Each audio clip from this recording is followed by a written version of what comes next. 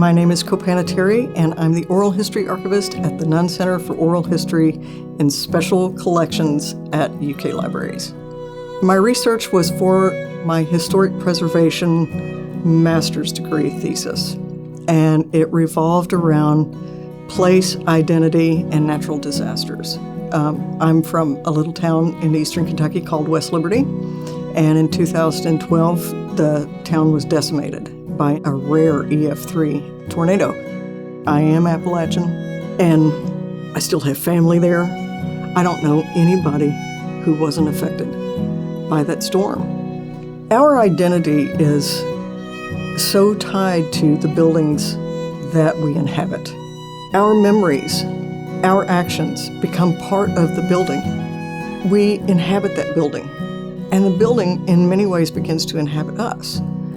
Ordinarily, when we make a decision to remove a building, it is a decision that we have consciously made, and we have time to adjust to that.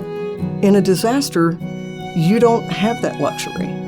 So I became curious why we become so attached to buildings. In some ways, that's why I went into historic preservation in the first place. Curate funding is crucial for faculty. Oftentimes, we don't have enough travel funding allocation that really enables us to go and participate. I ended up going to the National Preservation Conference in Washington, D.C., and that year it happened to be based on natural disasters.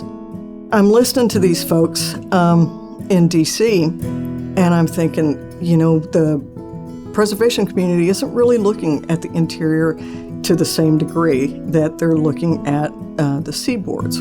We have Hurricane Helene, which was just disastrous. We have the enormous flood that came down troublesome in 2022. All of these things are rare and they're big, but they're becoming less rare.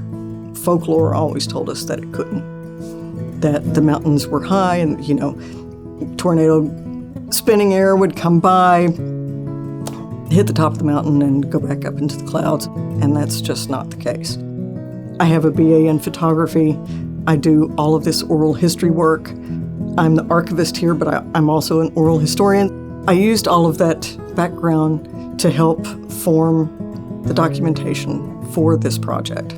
I conducted 30 oral histories with 36 people in and around Morgan County, and I wanted to get a sense for not just my own opinion about how difficult it was for me to adjust to the town looking so different and losing my family home place, but I wanted to find out what others thought as well. I also talked to a variety of experts, so weather experts, people who know a lot about Appalachian culture. The new knowledge for me that I took away from this is that we do have to change the messaging. There is an amount of climate fatigue that news has just pushed and pushed and pushed, and people are just tired of hearing about it. I think that's where oral history is really useful. Sitting down and having one-on-one conversations with people is extraordinary.